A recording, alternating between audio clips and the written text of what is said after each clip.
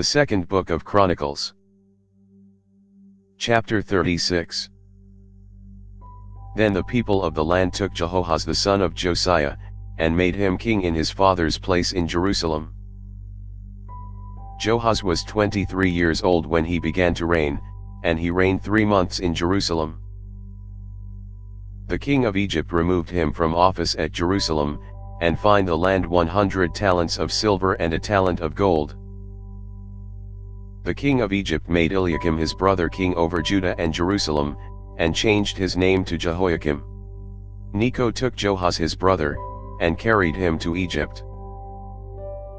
Jehoiakim was 25 years old when he began to reign, and he reigned 11 years in Jerusalem. He did that which was evil in Yahweh his God's sight. Nebuchadnezzar king of Babylon came up against him, and bound him in fetters to carry him to Babylon. Nebuchadnezzar also carried some of the vessels of Yahweh's house to Babylon, and put them in his temple at Babylon. Now the rest of the acts of Jehoiakim, and his abominations which he did, and that which was found in him, behold, they are written in the book of the kings of Israel and Judah, and Jehoiachin his son reigned in his place. Jehoiachin was 8 years old when he began to reign, and he reigned 3 months and 10 days in Jerusalem. He did that which was evil in Yahweh's sight. At the return of the year, King Nebuchadnezzar sent and brought him to Babylon, with the valuable vessels of Yahweh's house, and made Zedekiah his brother king over Judah and Jerusalem.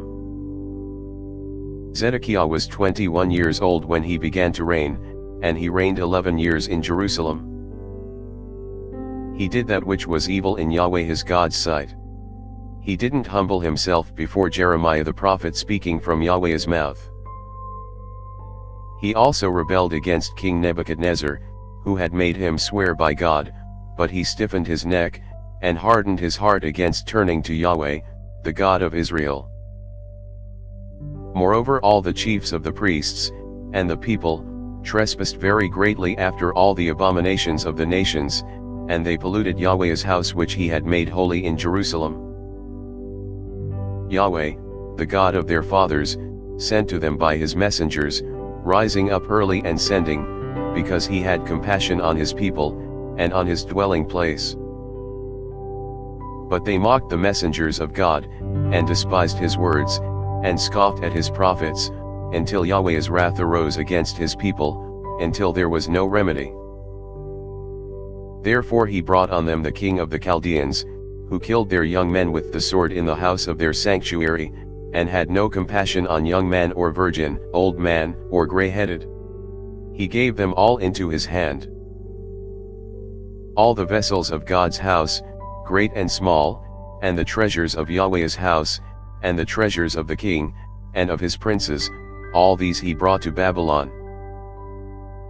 They burned God's house, and broke down the wall of Jerusalem, and burned all its palaces with fire, and destroyed all of its valuable vessels. He carried those who had escaped from the sword away to Babylon, and they were servants to him and his sons until the reign of the kingdom of Persia.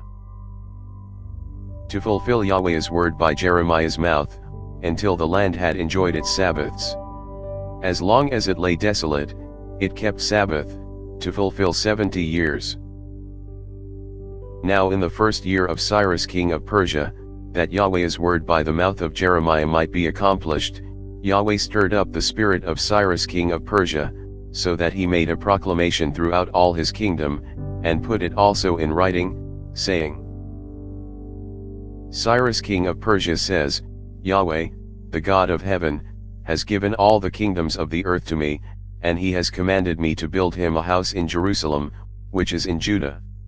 Whoever there is among you of all his people, Yahweh his God be with him, and let him go up. Thanks for listening.